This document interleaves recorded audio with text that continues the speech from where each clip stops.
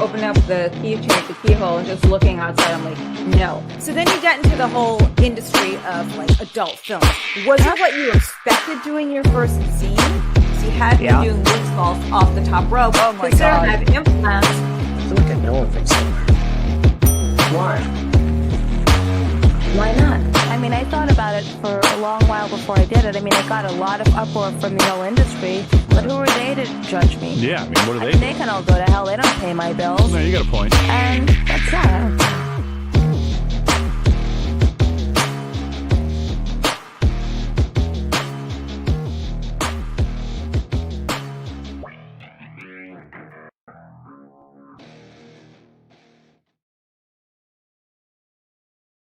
Hello, happy Monday, happy Patriots Day, happy January 6th to everyone out there. And most of all, I cannot believe that this is the second stream of the year.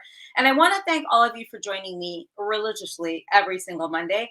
Hi, PM Nasmo, Scott Bacon, John J, Paul, Ben Espinosa, hola. And hi, Shani, I see that you are a new person in here. I don't know if you're one of Kevin's friends or just someone that found the channel, but thanks so much. Do not forget to subscribe to my YouTube, which is Crazy Train Podcast, where some of you may be tuning into. And also check out my podcast every Wednesday, Crazy Train Podcast with Jasmine St. Clair on Apple, Spotify, and all those wonderful places that we listen to podcasts. How is everyone today? How is everyone this Monday? I do appreciate the feedback on my guests. And as of late, you guys know that I have been bringing on other people, just interesting people, not just wrestlers or adult film stars or aliens. I don't know. But last week, we had a really good response when I brought in Robert Morris, who is a former J6 defendant. And I'm sure he's having a wonderful day today as he's out living his best life ever. And, you know, he'll continue to thrive while the gulag is what it is. But I've just been looking at everything that's been so crazy in the news. My God, the Tesla Cybertruck blowing up outside of Trump Plaza. Come on. I'm not a conspiracy theorist, but that's wild. Like, how did that happen? Did that guy actually drive the Cybertruck there? Personally, I don't think so. I think it was pre-programmed. And it ended up outside of Trump Plaza.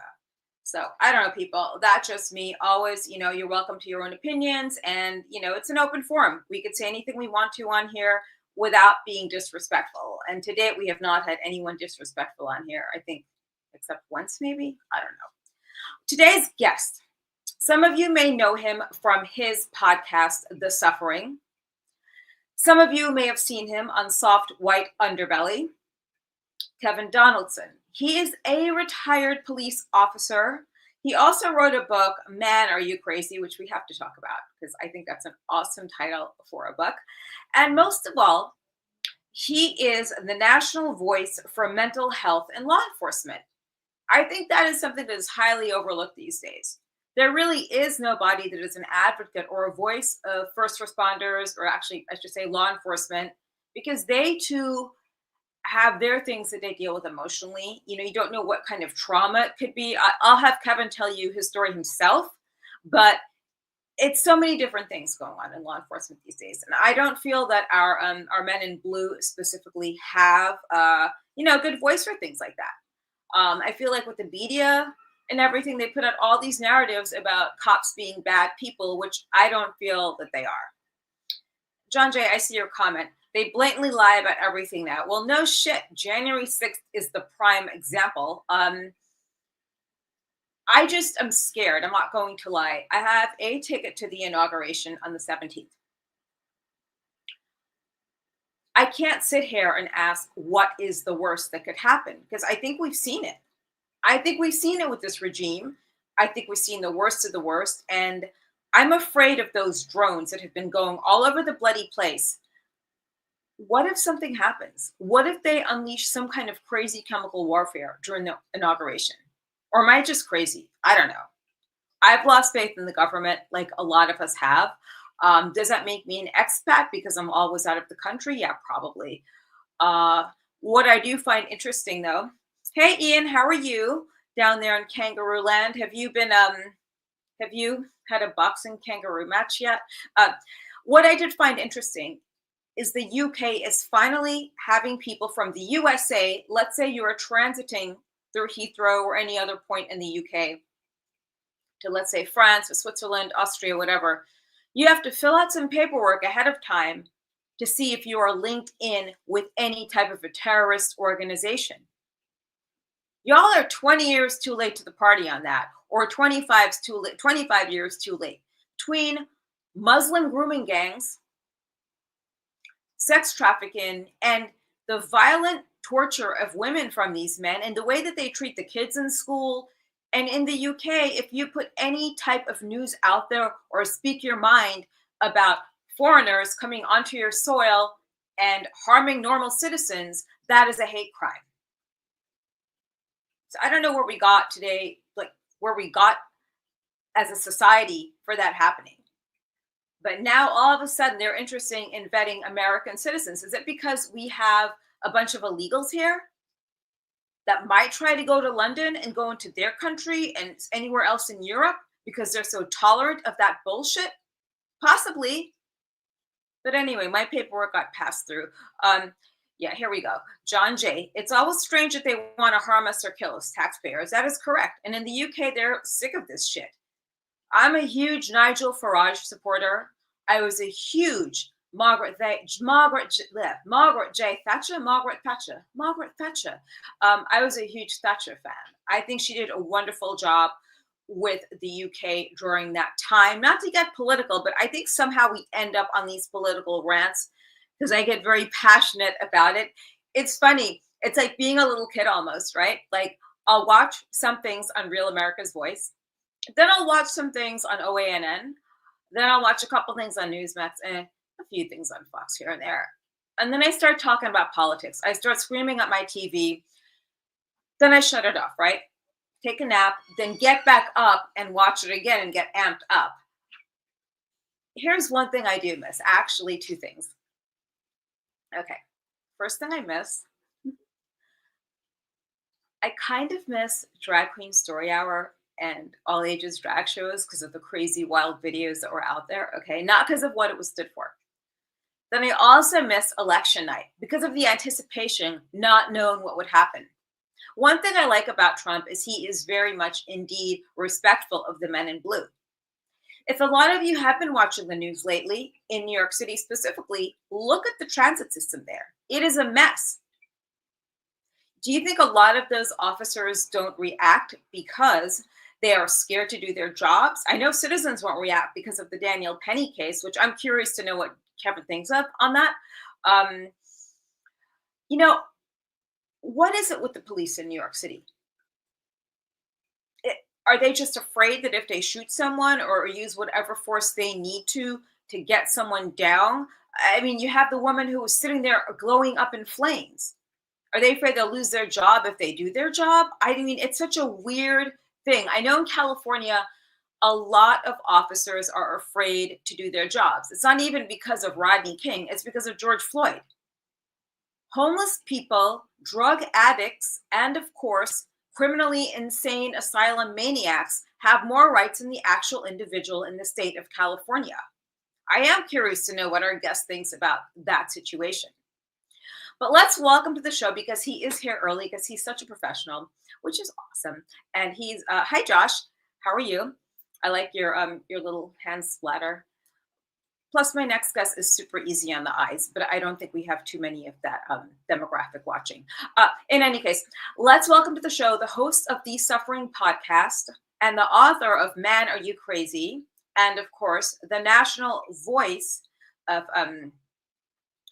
wellness, mental health awareness, and the wellness in general for law enforcement. God, I hope I said that right. It was so fucking wordy. Let's welcome to the show, Kevin Donaldson. Thank you. You always seem, is my mic coming in? Yeah. You always find a way to make me redder every time I talk to you, Jasmine. I thought it was the lighting, or maybe you were in the suntan bed. No. It's like you talk to Jasmine and automatically all the blood just rushes right to your face. But thank you so much for having me. We've known each other for a couple years now. Yeah, I appreciate you coming on, considering Kevin was originally a guest on Crazy Train podcast, but because I had a woke producer, he did not want that episode to come out. I will air it on YouTube when my current producer, you know, has a lighter workload, because he works with Kevin as well. And we love Andrew. Hi, Andrew. Santiago and Josh say hello, Kevin. So I guess these are your fans. Josh, how you doing? How you doing? I'm reading the comments right now. So, Jasmine, I was listening to you talk in the beginning, and you're talking about the inauguration, and you're worried about going and stuff. I'm going to share this little story with you. So, I was a cop during 9/11, and I had a front row view to the planes hitting the towers and the towers falling, and it was a scary time because nobody sort of knew what was going on. So at the time, I went and talked to my uncle, my grandfather's brother. His name was George. Everybody called him Duke because the guy really liked to fight. But so he was in World War II, and he was captured by Rommel at the Kasserine Pass in 1943. He was held for 27 months in a German POW camp. And then this man had horrible post-traumatic stress, but re-enlisted for Korea. But anyway, so I leaned on him because he had been there and he had done that. My grandfather, who I would have normally leaned on, was gone. But I went and talked to him. I said, Uncle Duke, I really don't know where we go from here. And I'll never forget his words. The poor man died in 2005. I wish he was still here because he could have been a voice of reason. And what he told me, he goes, you can't be afraid. Now, this is a man who lived through horrible battles. He lived through Pearl Harbor. He lived through the start of the war. All his brothers, he lost a brother early on. And he said, you can't be afraid, because if you're afraid, then the terrorists win. Now, I'm not saying have a laissez-faire attitude and, the devil may care type attitude if you do choose to go. But if you don't go, they win. They win. And we can't let that happen. I'll sacrifice myself any day of the week to make sure that the terrorists don't win. That's a very good point. And I'll be sacrificing my warmth as well. I can't exactly wear a Trump bikini outside with high heels in that weather, because that was the plan. It's like a cold plunge. You're good. Don't worry about it. A cold plunge. It's crazy how in America we have all these different things we're doing for health, but yet over in Europe and parts of all over Japan, they don't do those things. It's just the food is so much healthier, and everyone else there seems much more active. But I'll try the cold plunge one day when I'm not chicken shit. So what the cold plunge does, just to let you know, what the cold plunge does is it resets your nervous system. That's the most important thing that it does. It promotes fat loss and all those good things, anti-aging, but it resets your nervous system. You cannot think about any garbage that's going on in your life while you're sitting in 40 to 50 degree weather for 10 to 15 minutes. And when you get out, you will never sleep so good in your entire life. I'm going to try that, because I do something called NAD injections into my stomach almost every other morning, and I sleep like a baby. Then I do melatonin on my pillow, like melatonin spray. But I will try the cold plunge, everyone. I'll let everyone know how it goes and what happens to me, and if I maybe just jump right out and go running into the cold air. Breathe. You have to control yourself. So one of the things that I've learned over a long journey is I've learned how to breathe and control my emotions. Do it work? Does it work every time? No, I'm prone to getting angry and losing my shit every once in a while, but I do try. I could try that. I don't think that always works, but I tried it. Someone once told me to try this mantra thing, but it seems like everyone has the same mantra number 1. Did you ever hear about this? What mantra is that? I just said, everyone, you have a mantra number. Your number is 1. And then my friend went to his shrink or whatever it was. I told them the same thing. It's like, is this thing garbage, or we all just think of the number 1? So it's a you had told me about numerology and looking into that, and I did. And I actually wrote an article not that long ago called The Rule of Threes. Okay, so everything becomes, if you look hard enough, everything is in the rule of threes, the Holy Trinity. 3 strikes in a baseball game, 3 traffic light, or three lights in a traffic light, 3 letters in an area code, 3 letters in the first part of a phone number, and it helps our brain remember. And if you can see that number 3 in a lot of different things in society, especially American society, because it sticks in your brain. The rule of threes, even podcasting.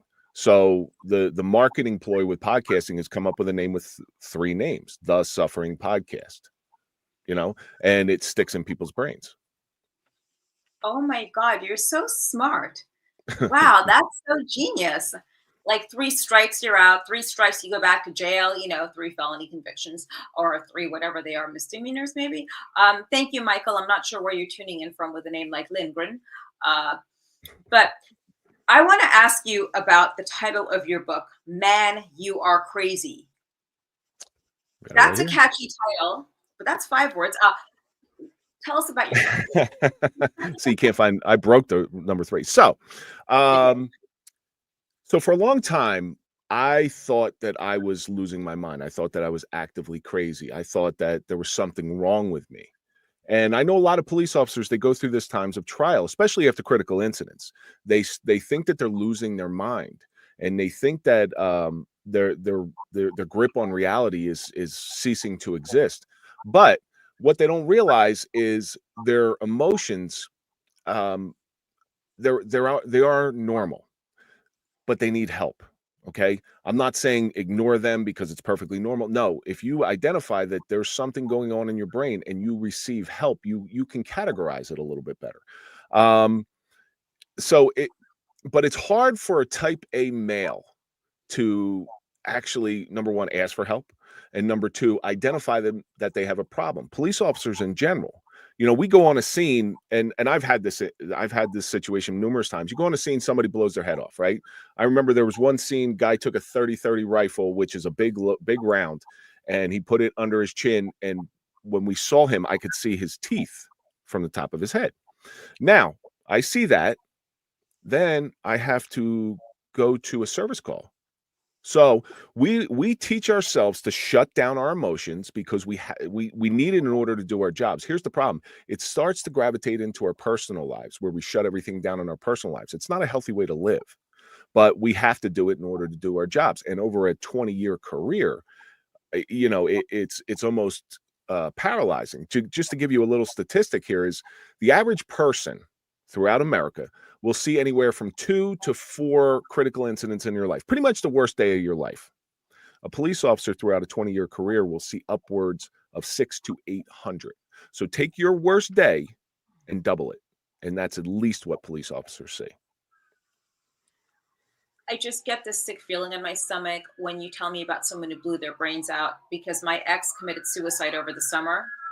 We're all still trying to wrap our heads around it, but at the same time, there's this visual you have stuck in your brain of someone that you once knew that was great and everything, good looking and very vibrant. And all of a sudden, what could this person look like with their brains blown out? So I started Googling photos online of how that looks, and the whole, like, you see all these photos of people with like barely their teeth showing and the face blown off. It's a very traumatic thing just thinking about it. So seeing it in person, I can imagine it's a whole other world. I don't know how you get used to that. Like, how long did it take you to get used to seeing stuff like that? So you remember your first one. So I can sympathize with you. My podcast or my podcast partner on May 9th, he took his own life.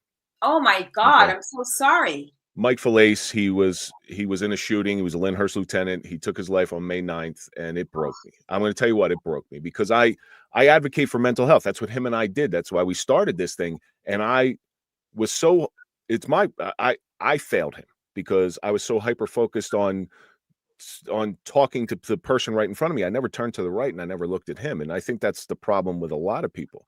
So with death on the police force, the first one, maybe the second one, it'll affect you.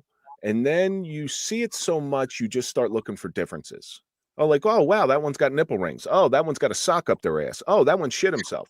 And you just start looking for differences because you need something to bring it into reality, something to just stop looking at death and seeing it as an individual. So you're completely desensitized. You'll say some of the worst possible things on crime scenes. You will make jokes over people that if the general public heard you, they would lock you up and throw away the key. But police officers have to do it because that's how they cope. That's the only coping mechanism they have. Because when I got on, you know how much time I had on mental health in the police academy? You know how many hours? Because everything's in hour blocks. Just take a guess. Maybe like 4 or 5 hours. 0. Really? 0. You know what I was told? If you got a problem, shut up. Don't talk about it. go home at the end of your shift. And that's it. That's what I was told about, because police officers, and this kind of adds to the stigma of mental health. Police officers were afraid of getting, if we go to our administration, they'll start seeing us as a liability. They'll take our gun away, and then you go on what's called the rubber gun squad. You know, you get a training red gun when you go into the police academy, and nobody wants to get put on the rubber gun squad because, forgive my language on this, but there's no kind way for me to say this. For a man who's a police officer, who is a type A personality, you get your gun taken away, they might as well chop off your dick because it's so emasculating. And that's what everybody's afraid of. It's a horrible place to be. I can imagine that. When we heard of my ex's death, the first joke we made, well, he probably woke up one morning and saw what he married. So Tom Flynn says law enforcement career rule of 3: trauma, trauma, trauma. So I'm not sure if you are in law enforcement, Tom, or you have a family member that's in law enforcement. What you said made a lot of sense. I guess it's also a way to desensitize yourself as well if you start making jokes about, not jokes, but just noting other things about someone, if they have a cucumber up their ass or like a nipple piercing or multicolored hair. How long is the book, and is it available on audio as well? So we're currently in the works of recording the audio, because I believe that any good audiobook should be read by the author.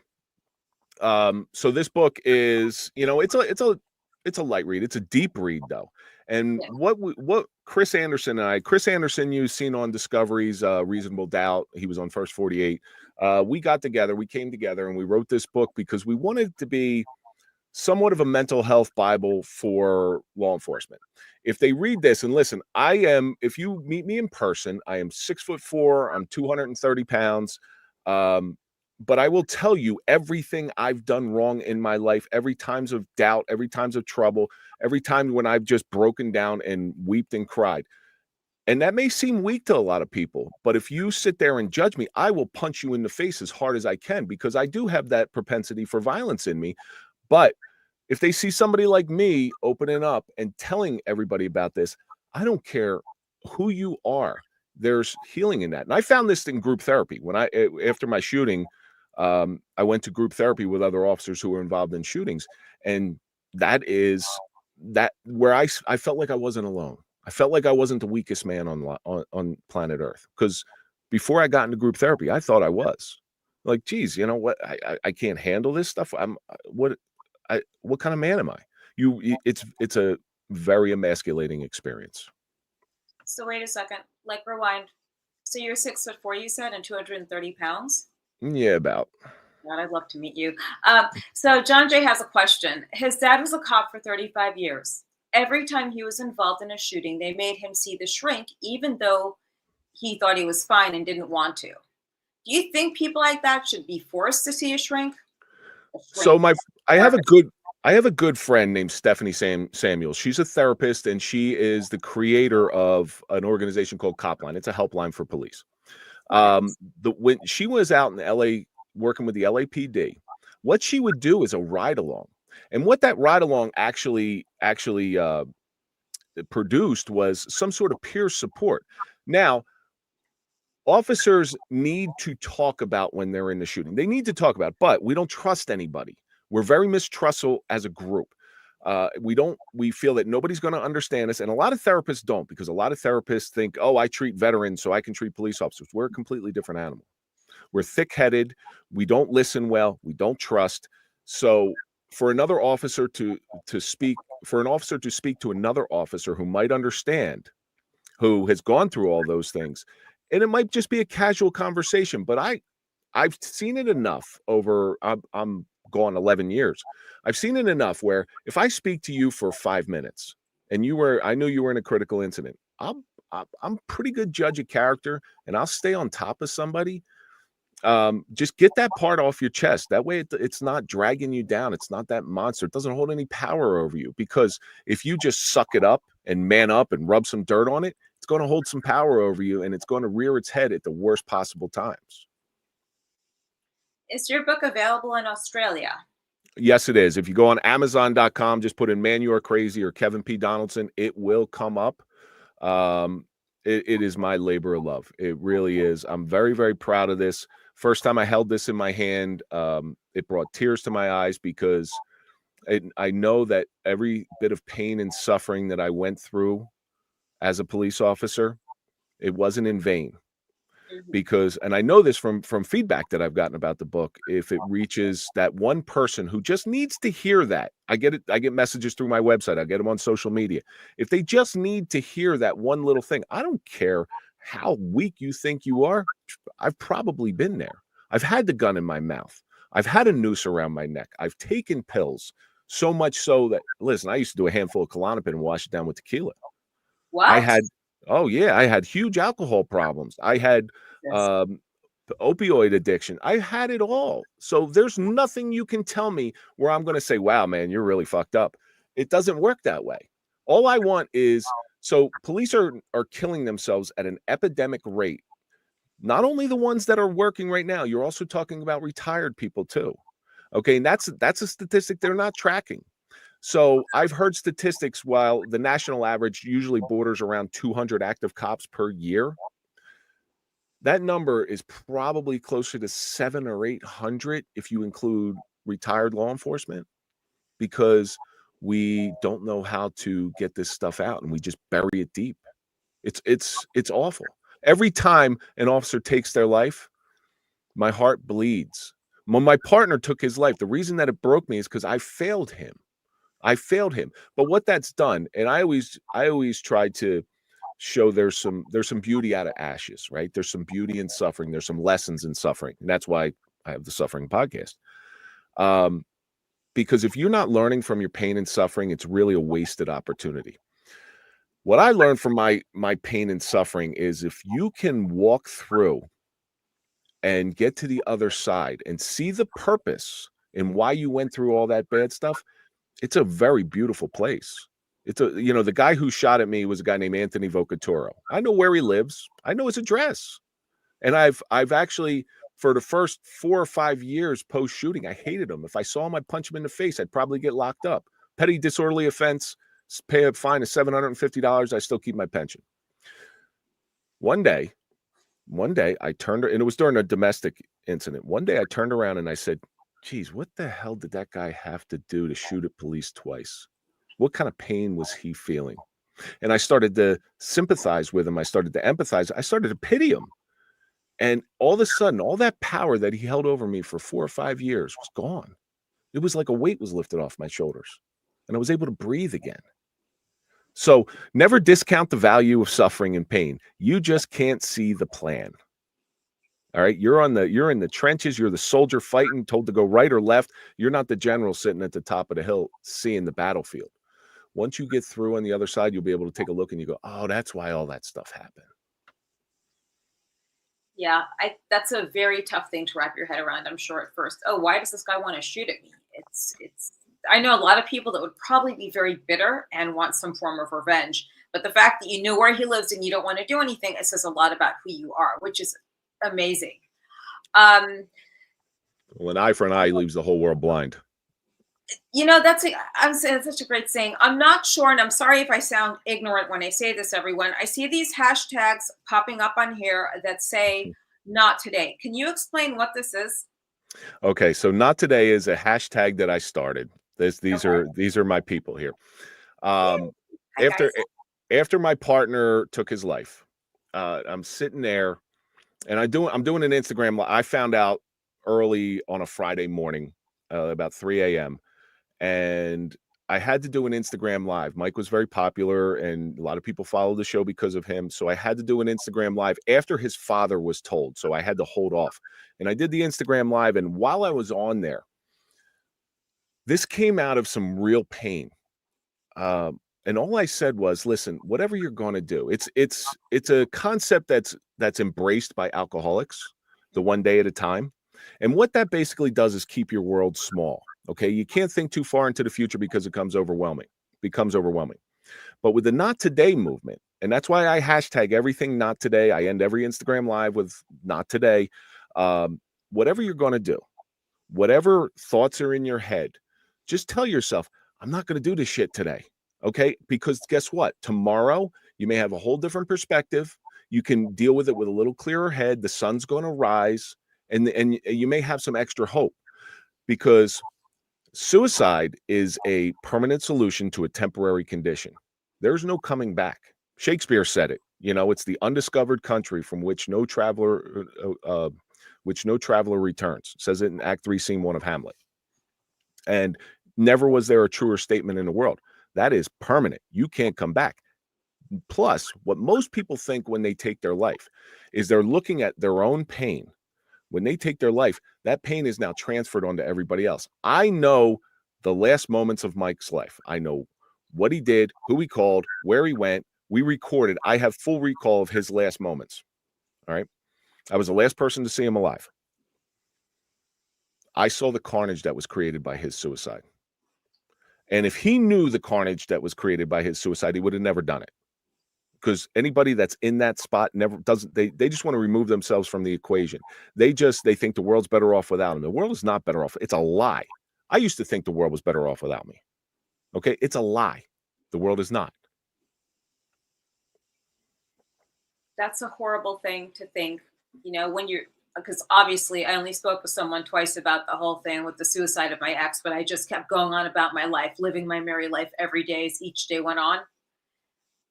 And I feel as though he was driven to pull the trigger, even though he was sick already going through AA.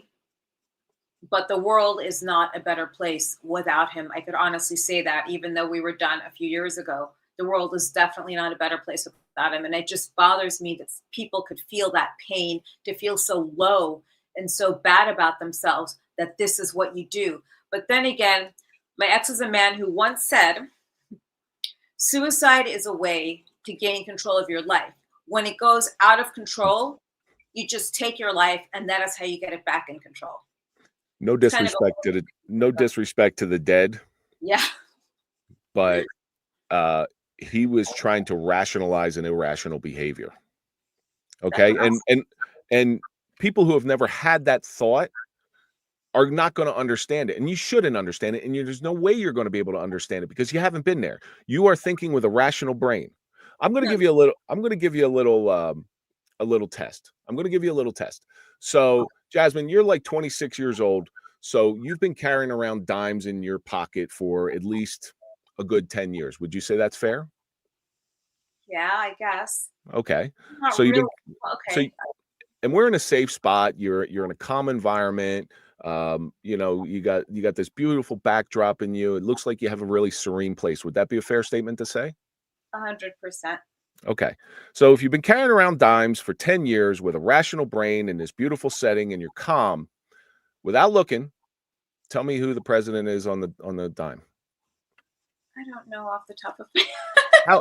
How's that possible with a calm, rational brain when you've been carrying around in your pocket for 10 years? Because I didn't look at it every day, and I really never bothered to remember, because it's just one of those things you kind of don't really bother paying attention to, So think about somebody with a rational brain an irrational brain making a rational decision where you see is very clear. By the way, it's Roosevelt, just so everybody knows. But you under calm circumstances can't think of something that you see every day. So people in that place where they have those suicidal ideations, you're thinking about, hey, why didn't they just do this? Why didn't they just do this? Why didn't they just do this? Because your brain's not working properly. If the average person can't tell me who's on a dime when they've been carrying around their whole life, how do you expect somebody with a brain that is not firing on all cylinders? Your synapses, brain scans will show your synapses are not working.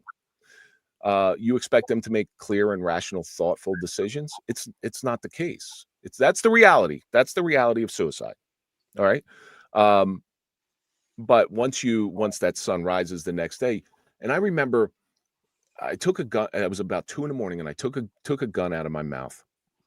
And I remember I was going to do it downstairs. This is how irrational it is. My kids are upstairs sleeping. My 3-year-old and my 7-month-old. My wife's upstairs. And I take the gun out of my mouth and I go, oh my God, one of those 3 are going to find me with half of my head missing. But I wasn't thinking that at the time. And now under cooler heads, you're thinking like, you're insane. Yes, 100%. I was insane. But you're not thinking about that. All you're thinking about is that darkness and the pain, and you want this to end. And At least if I have enough guts to take myself out of the equation, at least I can gain some of, like your ex, gain some of my manhood back. What a lie. What a lie. Yeah, I don't think that's a possibility for a lot of people. It's just one of those weird things that we won't really, to me, back in the back of my brain, she helped him pull the trigger emotionally. And that's just me. You know what I mean? It's just, everyone's going to have their own theory about things and why people do what they do, but only you, the person who did it himself, will know that answer. But it's a selfish thing to do, by far, especially if you have a family. And I'm not judging anyone. People have their reasons for things. Paul, who's a regular on the show, has a question. He wants to know if you have any wild encounters that you've dealt with during your career as a police officer. And I'm sure that there were numerous. Wild encounters. You got to give me a topic, because there's a lot of them. Yeah, Paul, think of one of the wild ones. In the meantime, while Paul is coming up with a wild topic, or what he means is wild, how long have you had the Suffering podcast, and what brought about that whole concept to you? Like, why did you feel it had to be made? So on December 20th, 2020, so 4 years now, it was a COVID project. I felt like I had this mission, right? So there's 3 reasons why anybody starts a podcast. There's mission, message, and money. And you know better than anybody, if you're in this game for money, God help you. So it's mission and message, right? You have a message that you want to get out, and you have a mission that you're strongly tied to. And I felt like that too. But who am I? I'm a nobody. But I have overcome quite a bit of adversity in my life. I had gotten through to the other side. I've seen what true help looks like, both for myself and to others. And if I could just relay that, the way to get through pain and suffering is to walk straight through the fire. And if you walk through that fire straight head on, you get through. You'll be scarred. You'll have the dents in you, but you're going to be that much stronger, because there is nothing in the world. There is no person in the world that's ever achieved anything great that hasn't had some pain and suffering. Daniel Penny, you brought him up perfectly. Yeah. All right. So every action that you do, whether positive or negative, has a consequence. I just heard this thing the other day, which it'll relate to Daniel Penny. And Daniel Penny he'll attest to this. So a father gets called down to the school. Son got into a fight. Sees his son in the office, and he goes, "What happened?" He goes, "Well, somebody made fun of my sister, so I punched him in the face." Father says, "Okay." Goes to the vice principal. Vice principal says, "You're suspended for 4 days." He says, "Okay." Takes his son home. And his son's like, "Dad, why didn't you stick up for me? Why didn't you help me? You acted like I did something right." And he goes, "You did do something right. You did something great. And I'm so proud of you. However, you need to learn this one maxim. Whether it's a good action or a bad action, every action has a consequence. Bad action or good actions, good things that you do, often have more severe consequences than the bad actions." Daniel Penny got put on trial for how many weeks? His life was upheaval for doing what every American should be doing, and that's standing up for one another. If you stand up for one another, God, this world's a different place. So he learned that, and while what he went through was tough to watch and it was tragic, it was necessary, because every action has a consequence, good or bad. Yeah, that's interesting, because my friend's 10-year-old son is in school in New Jersey. He's autistic. He beat the living shit out of a drag queen. He kicked him in the balls during drag queen story hour once. I guess they thought that was a wise idea to have that in school. So Paul wants to know if you had any wild situations, like with hostages or a cop chase, or some kind of crazy DUI driving accident. Were you ever in a hostage situation, Kevin? Well, during my shooting, the guy was a hostage. It wasn't a hostage. He had the victim. He was going to kill his girlfriend. But he was holed up for 3 or 4 hours, where they had to get the hostage negotiation team. It's not very sexy. It's not very good, but there's a lot of good car chases. So if you know anything about New Jersey, I worked in a town called Roseland. Roseland is a very wealthy, affluent town, but it's only about 10 minutes from Newark or East Orange or Irvington. And these places, they have a lot of crime and they have a lot of car thefts. So we used to get hit with car thefts and burglaries and B&Es. And back in the days before cameras, before mobile video recorders attached to the dashboard, it was almost like the Wild West a little bit, because you could chase a car, and there's rules of engagement. You have the Attorney General guidelines where you're supposed to call out your speed, you're supposed to call out the traffic and stuff. And I'm going to be honest with you, I never told the truth when I was in these car chases. And these young men from the inner cities can drive. They can drive. You know the term "drive like you stole it." Well, they embodied that. One of the first chases I was on, it was a blue Audi A4. And these kids, they got on the highway. And what I used to do, I learned this after this chase, and I'll go into that in a moment. But this kid's doing about 120 miles an hour, weaving in and out of traffic. Meanwhile, I'm calling over the radio. I'm like, yeah, traffic's light. I'm doing about 75 miles an hour. Light traffic, no danger ahead. Meanwhile, I'm chasing them all the way down to Newark or one of the inner cities. But so in our town, we had a ramp going onto the major highway. We knew that's where all the stolen cars were going. And what they didn't know is there was a fuel spill about 10 years prior on one of the ramps. So no matter how good a cleanup situation with fuel, it's always a little slick. So I would drive them into this turn, and it was a sharp turn. I would drive them in about 75 miles an hour, and I'd be right on their tail. And as soon as they got on the turn, I'd just back off a little bit, because what they would do inevitably is they would fishtail off and go off the road into the woods, and you go and catch them. So much so that I had a supervisor ask me, he's like, Kevin, that's like 5 stolen cars that you got in a row. How you doing this? I'm like, I don't know, man. I'm just lucky. I'm not giving you my secret because you tell me to stop doing it. But chases were very frequent. They get your heart pumping. And then when you get done with the chase, one of the weirdest things happens. The adrenaline dump is so severe that you just sit there in the car and you'll shake because all the adrenaline's coming out of you. They were a lot of fun. But when they're done, you were just doing 120, 130 miles an hour, knowing that if you hit a pothole, you're done. But you're not thinking like that. You're just thinking, this is my job. They're bad guys. I'm the good guy. I got to go get them. Wow. They definitely put me to shame. I was driving one day and all of a sudden I had parking enforcement chasing me. Like they put their lights on and everything. I just kept going and going. I'm on the phone with my friend. I'm like, well, what do you think I should do? No, just pull over. I'm like, nah, fuck it. I'm not going to pull over. I got the next day because I really was parking in the wrong spot, unfortunately. So I see that there's some new people in the chat. Hi, Giuseppe, how are you? And people that are just joining the show right now.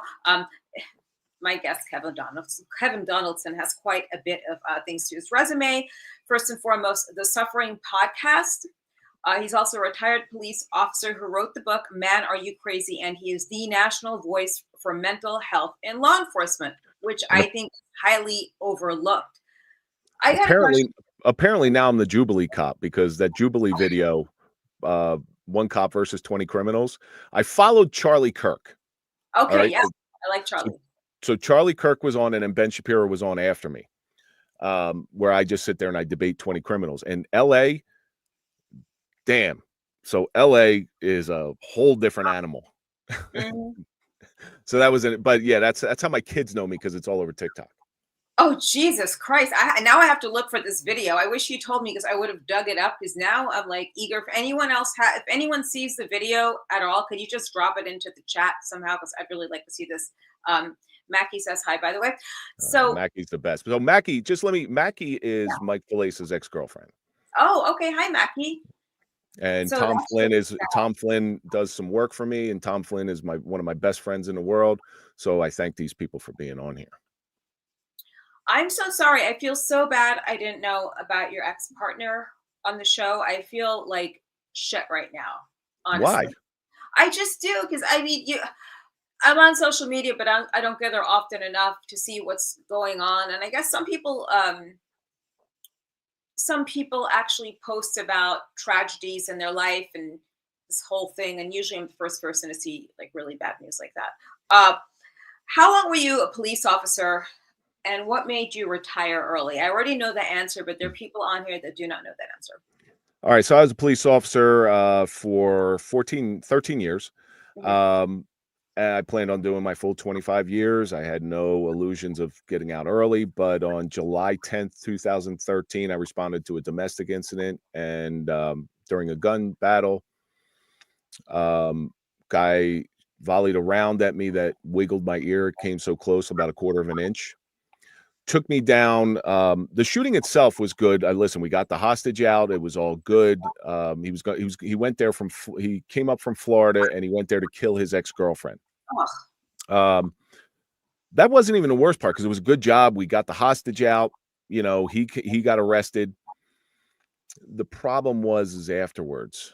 You know, I went through, and I didn't even realize it, but what I went through was textbook post-traumatic stress, where I couldn't sleep. I was angry all the time. I was drinking too much. It was an awful period in my life for probably a good year to 2 years, where I pushed everybody in my life away from me. I didn't want to be known by anybody. I never even told anybody I was a police officer. I used to tell them I was a landscaper. Oh, Jesus. Well, I can believe that. So I tell them I'm a landscaper because I was 39 when I retired. And any cop that retires at 39, when you tell them I'm a retired cop, it was the inevitable question afterwards. It's like, wow, you're really young. How did you retire so early? I didn't want to answer that question. So I just never told anybody. Now, so here's the shift in paradigm. Now I lead with that. I'm 50 years old now, so I can retire if I did my full time. But now I lead with that. Oh, I was in a shooting, because I'm not embarrassed by it anymore. I was embarrassed because of the way I reacted. So to answer your question, I was a cop for 13 years. I retired on an accidental disability for chronic post-traumatic stress. And then I made it my mission in the second portion of my life, which is where I'm supposed to be, being that voice for the voiceless, for people who they're crying out, but it's falling on deaf ears. I'm not affiliated with any organization. I'm not affiliated with any police department. Whatever stays with me, you got to torture me. You can do whatever you want to me. I'm not giving up any information. I don't care what you've done, where you've been. It all can be repaired as long as you're willing to own it, as long as you're willing to speak it. We can get over this hurdle, but it takes help. And I got that help. I got that help early on. And now I owe a debt. My debt is never paid back. You know, anybody that receives help during a critical incident, whether you're civilian or law enforcement or military, that's not free help. It's just, you never pay back, you pay forward. That's a good way to look at it. I've dealt with the cops quite a bit in California in the past year, because we've had a spike in crime. So I'm basically moving to Florida, and it's become so ridiculous. They're just so afraid to do something. So some people actually, this happened on a Monday, because I had my live stream that night. Some guy earlier that day groped me. Okay. And I did something. It's questionable whether I should have knocked him in his face or not, but I did knock him in his face. And I couldn't believe, okay, first of all, the cop taking my report, I smelled like breast milk on him. He was so young. He couldn't even look me in the eye. And then they took the report. You're going to love this part. They left my name, my phone number, and my home address on the report for the assailant and his family to see. Then they don't want to press charges because it's a race issue and the fact that he's special needs. And why the fuck is he in the street by himself, walking around unchaperoned, and you decided to grab me? And that's the wrong thing to do. I'm the wrong person to mess with. Had he have looked like you, maybe it's a different story.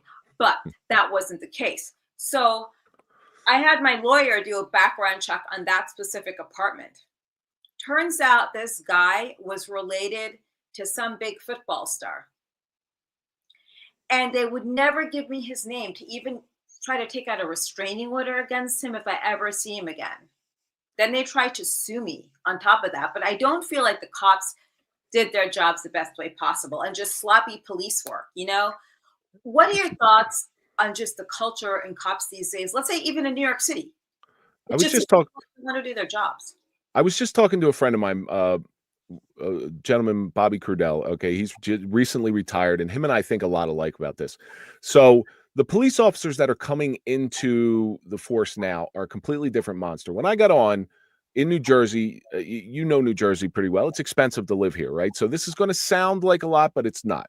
When I got on, top pay was $62,000. I started at $33,000. We knew being a cop we're going to be able to provide for our family, but we're never getting rich. So now in New Jersey, the average police salary, I think, is like between 120 and 140 for a patrolman, not counting overtime, not counting longevity. It's a good job, right? So you're getting a different type of applicant in there. When I came on with guys who looked out for you. You know, nowadays they follow the unholy trinity, which is me, myself, and I. Okay, that's the unholy trinity. And too many police, they live by that. It's like, what can I get out of this job? When you're not making a crazy living, you take the job because you're somewhat civic minded. You want to make the world a better place. You want to protect and serve your community. You want to look out for your fellow officers, your brother and sister officers. And that paradigm is changing right now. And with the advent of cell phone cameras and body cameras and the willingness to prosecute police officers. I just spoke with a parent in New Jersey. It happened in Mantua. His name is Salvatore Oldrati. He was a cop. He was in a shooting. Guy pointed a gun at him. It was a perfect shoot. Like, the guy raised his gun to shoot. He shot, put the guy down. It really was a perfect shoot. The Attorney General's office, a very liberal Attorney General's office at the time, said there is nothing to prosecute here. He went back to work. He was back at work for 2 years, became Officer of the Year, got promoted, and then it went to grand jury and they indicted him. Now he's suspended without pay. It is a travesty of justice. So it's cases like that, and eventually he's going to win it. I'm telling you right now, he's going to win it. But it's cases like this that when you cause officers to lose confidence in their ability, you cause hesitancy, you get officers hurt, you get officers killed. So what's the better alternative? Well, you know what? If you're not going to back me up in what I do, even when I'm right in what I do, I'm just not going to do anything. That's the mode of thinking now. Yeah. I mean, eventually I always post things underneath the police department in the city that I live in on their Instagram because they're so busy taking photos, posting it. The only thing I've seen the female cops in that specific department do is shop at the fucking Victoria's Secret on the promenade. It's like, so you think you're so great. First of all, this city is one of the highest in taxes in LA County. So why would you even want to shop here? And they're too busy, like, getting their eyelashes done and all this other stuff, trying to look cute, than going out there and fighting crime. And by the way, this guy that did grab me, he lives close to 2 schools. So I did call up the schools and let them know who this man is, his full name, because my lawyer got it for me, and just everything and what he looked like. Because that's the right thing to do, right? Because you don't know who's a sexual offender. Paul wants to know what you were doing for work prior to becoming a police officer. Oh, so I had several jobs. I went to school. Actually, I started college. I was going to be, this is going to sound funny, I was going to be a pastor. Oh, God. I went in for theological studies, but I lost my faith. It took me a good 30 years to rediscover my faith, but I lost my faith. Then I figured, okay, what's the next best step? I'll be a teacher. So I get my master's, I'm halfway through my doctorate, I become a teacher. And I realized I hated the other teachers. I loved the kids. I couldn't stand the other teachers. So I got out. I always tell people I got out of teaching because it got too dangerous and I became a cop, but that's not really the truth. I've had many different jobs. I traveled coast to coast working with country clubs. I sold cars. I did whatever I could until I got the opportunity to become a police. And I never sought it out. It actually found me. But I've never worked just one job in my entire life. So that's why I have so many different jobs. I've worked at car washes. I've scrubbed carpets. I've worked at convenience stores. I've worked at gyms. I just like to work. It's my work ethic. Because eventually the harder you work, it does pay dividends in the end. Yeah. And now I do podcasting and speaking. So, you know, you do a lot of speaking engagements, which is impressive. I know that, I tried to go to one of your engagements. Was it in LA or outside of LA, San Diego or somewhere? So I was in LA to film that Jubilee video. We filmed it in South Central Los Angeles, which, okay. I didn't know where I was until we made a right down Crenshaw, and I'm like, I've listened to enough Ice Cube. I know where this is. But LA, no, I was out there doing that TV show, but I've been to Arizona, I've been to Louisiana, I've been to Georgia, I've been to Nashville. I've been all around the tri-state area. And, you know, the funny thing about going out and speaking is I don't really enjoy it. But Oh, inevitably one person will come up after me and say, hey, listen, I was having that. My phone number is in a lot of phones. I give my phone number out way too easily. And inevitably they'll call me and they just want somebody to talk to. Because so when somebody's in crisis, this is something for everybody to listen to right now. So when somebody's in crisis, and I didn't make this up, Simon Sinek made it up. Most people just need 8 minutes of your time. Who doesn't have 8 minutes throughout the day to call a friend, to check on a friend, to just hear somebody's problems? Because after 8 minutes, they just get over that sticky spot and then they can move on. They can function again. So I'm willing to give my 8 minutes to anybody. Okay. And I will talk to any officer in need. I don't care if they've been arrested. I don't care if they've lost their job. It doesn't matter to me. All right. So once you've done that job and once that job gets in your soul, it comes with some trauma. It comes with some baggage.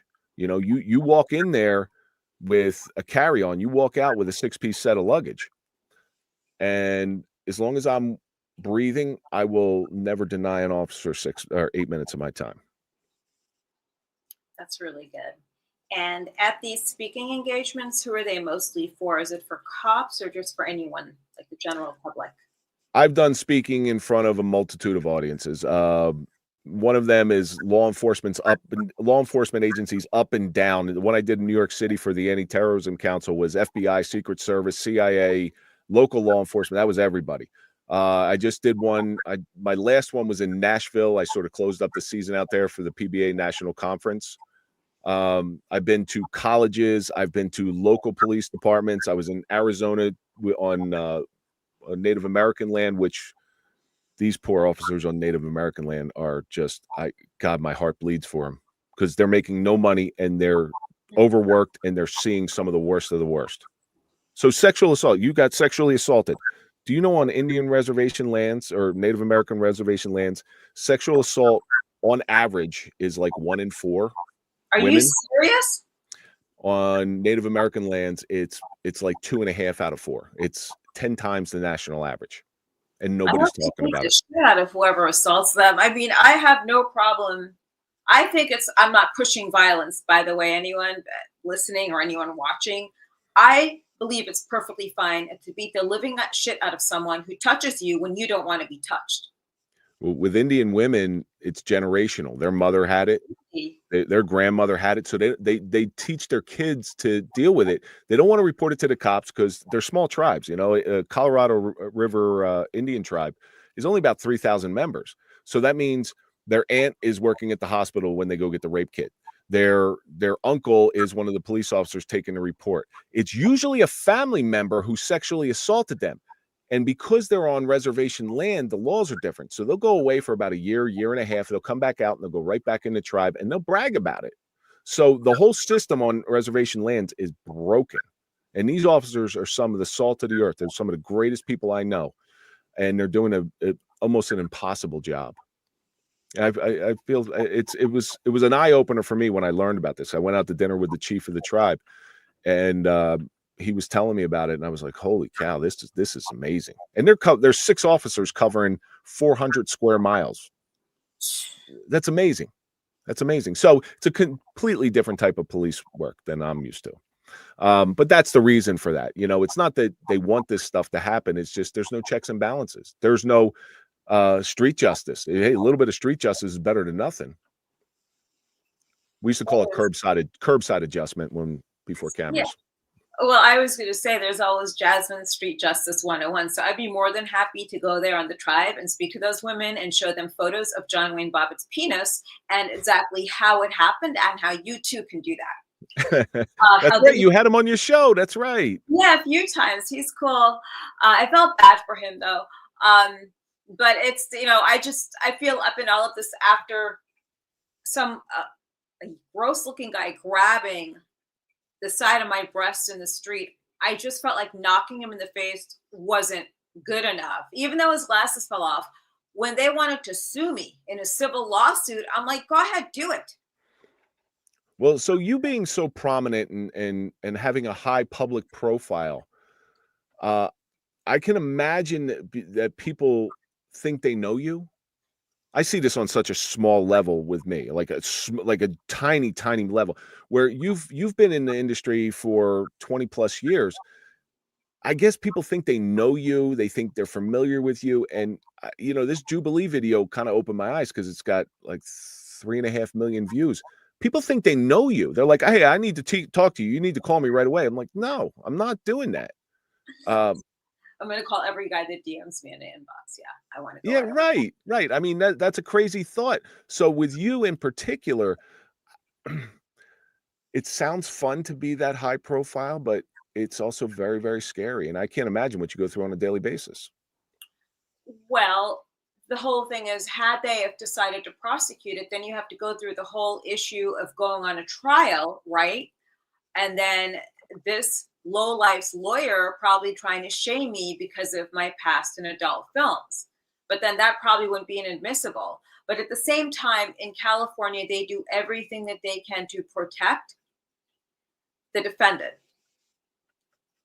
And knocking him out, I think, was the best thing I could do. Hey, Kyle.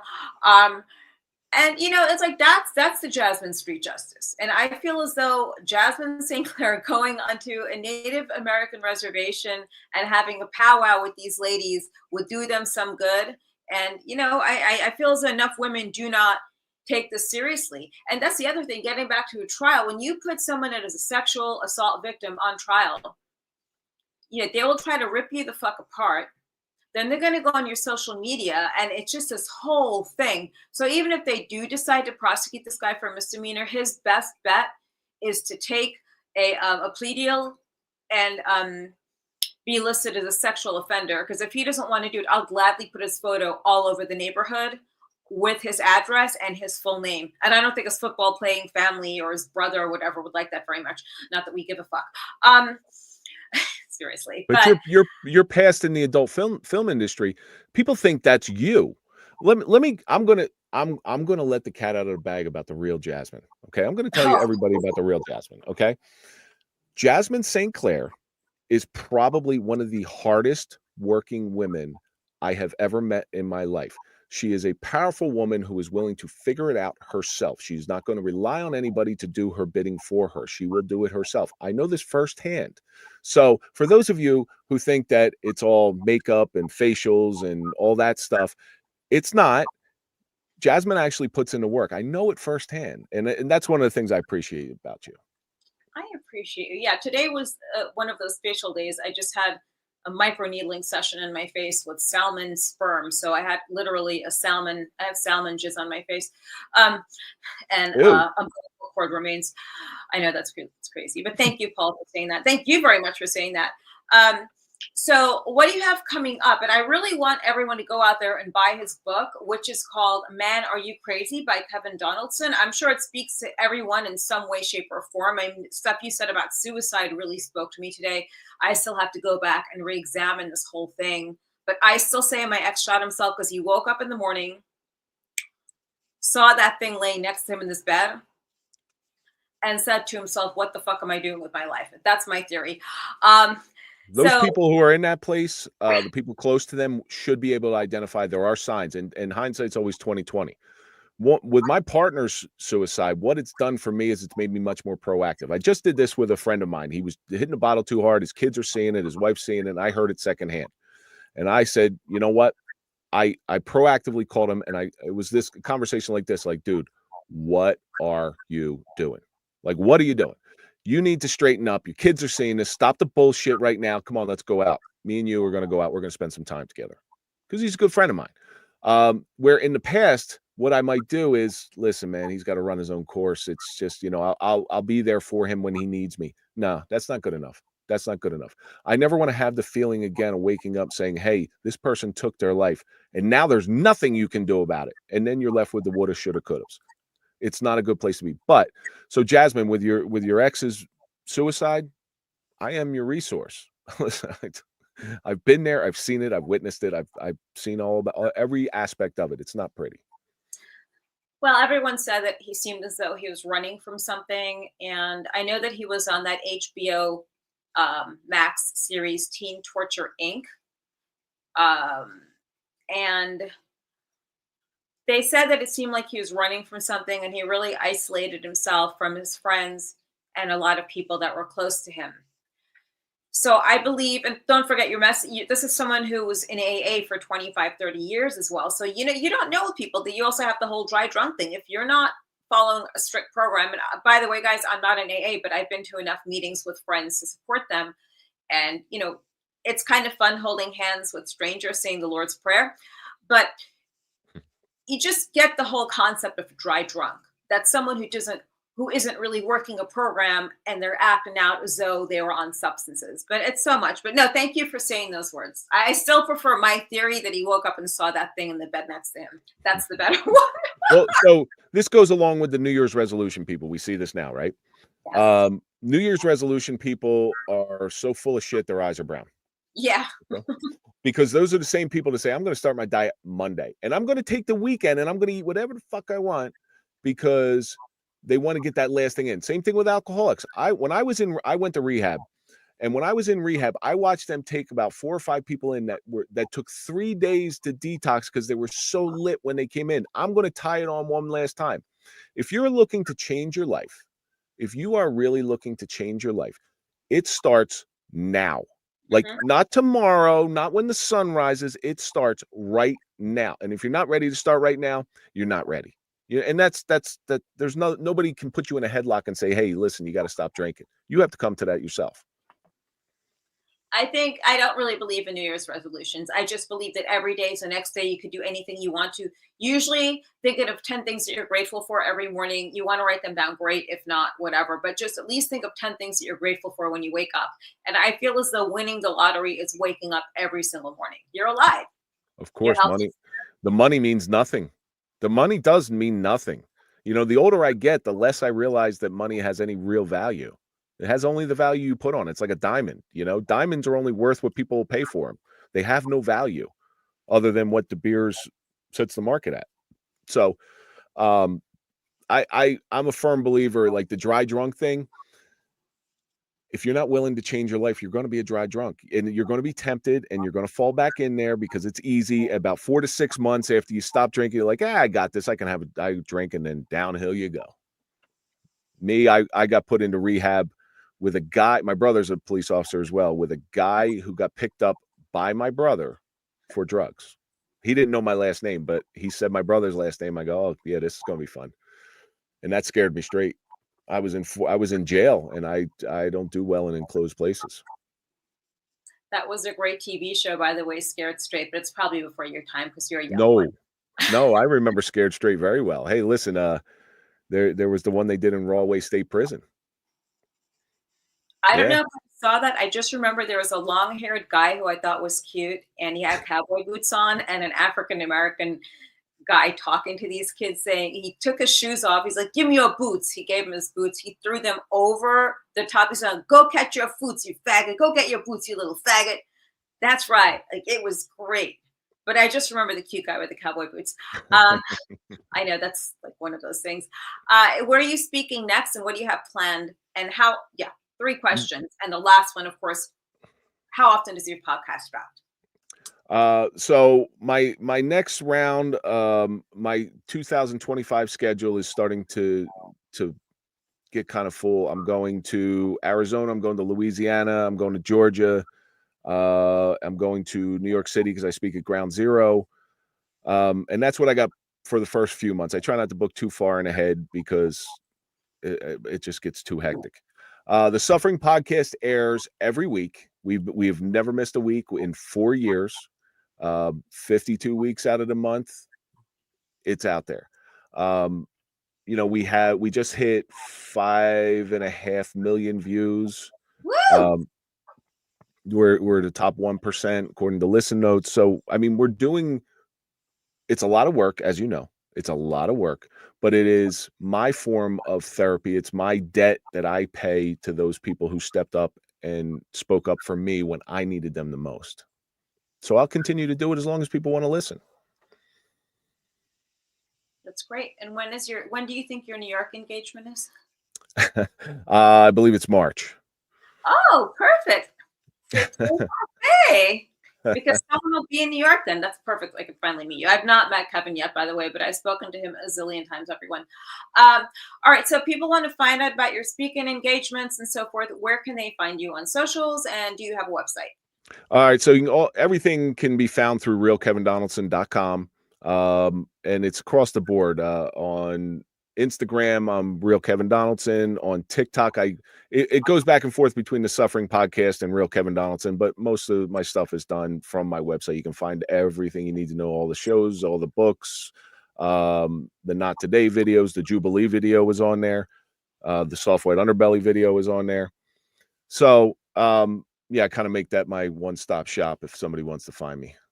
Christine has a question. When is your appearance in Georgia? The appearance in Georgia, I believe, is in May. And Christine Gratton is, let me just tell you about her. She is a champion of the police. Like that woman is like a sister to me. And she's always been there to support me, to lift me up when I needed, and to keep me in check when I needed to. Because sometimes your ego gets the better of you, right? Well, Christine's that woman who helps us out. So ego is not your amigo. No. I listen. I'm prone like everybody else. Sometimes I need to be humbled, and thankfully I have a 15-year-old and a 12-year-old that humbles me every day. You totally get that. Yeah. Plus, with your good looks and everything, I'm sure it's very easy to get a swollen head on the wrong side of the body. But anyway, my head's big enough. Anyway, make sure you guys check out his book, Man, Are You Crazy? It's available on Amazon. And do you have any messages for anyone else? Oh, hold that up again, please. Sure. Oh, that's the book right there. I love the artwork. That's really cool. So my one message is you're never as good as your best day, nor are you as bad as your worst day. All right. You usually end up somewhere in the middle. And if you put too much weight in the fact when you're winning, that's not a good thing. If you put too much weight in the fact that you're losing, that's not a good thing either. You have to really try to level yourself out, but you also need to keep your tribe around you. I am very fortunate. It took me 50 years of my life to find my tribe, and I'm going to mention their name. One of them is Tom Flynn. He's on here. The other one is Bobby Crudell. The other one is Mike DePalma. These are my brothers these are the friends who, if they call me up at 3 a.m., I'll be like, all right, I'm on my way, and I'm going to grab a shovel because I'm assuming we're burying a body. And I know they'll do the same for me. Okay. And those are the people you want around you. They're never going to judge me by my past. They're always going to keep me in check. They're going to support me when I need it. And they're always going to be there for me to give me the best advice possible. I lean on those gentlemen. Develop your tribe, whatever that may be, small, and you'll be a better person for it. And real quick, I believe I mentioned this earlier and I'd forgotten maybe. New York City with the incident with the woman on fire, again, is that the same thing where we're saying it's just the breed of cops applying to be officers, or do you think they put too many restrictions on cops these days? I think the cops are overwhelmed. Violent assaults on the subway. I just heard the statistic. It's up 65%, and they just put this new congestion tax where if you drive south of 60th Street between 5 a.m. and 9 p.m., you get charged $9, and because they want everybody to use mass transit. But violent assaults are up 65% because the cops are overwhelmed. New York City is short 8,000 cops from 9/11. And 9/11 had 8,000 more cops than they have on the street right now. They cannot handle it. There is too much. And now they got to triage. They're like, okay, well, this person just got punched in the face, but this person got lit on fire, so we got to go to that one. And that's kind of where they are. They're just overwhelmed. And they don't have backing. They don't have support. They're trying to do their job. They want to do their job, but they're not allowed to do their job. Yep. Sometimes we got to take matters into our own hands, whether it's pepper spray or knocking someone out. So whatever it is, it is. But I feel as though we're in a society where we don't really have. That's why I think Curtis Sleewood got it right with the Guardian Angels. I Person, love him. I knew yeah. him. I met him when I was like 10 years old and I was in private school in Manhattan, and this diplomat's son knew him and they were coming by the school all the time. I don't think he knew that I was like 10 or 11 at the time, and he was calling my house. So he Oh was boy. nice though. Huh?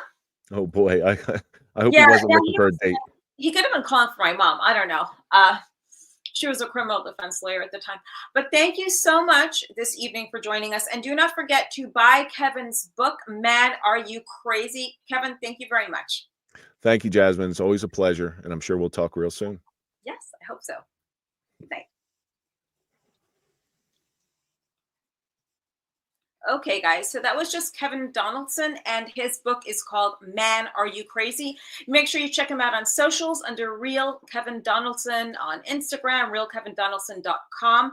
Thank you so much, Tom, and thank you so much, Christine. Yeah, I like Curtis De Silva, but the thing is, okay, Curtis Silva, I was at the Anglo-American school in New York City at the time, and the Spanish kid, his dad is a diplomat from Spain.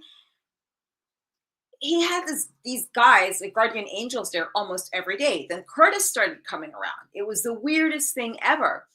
Then somehow Curtis got my phone number from Phil. And yeah, I was 11 at that time. And then he's calling the house.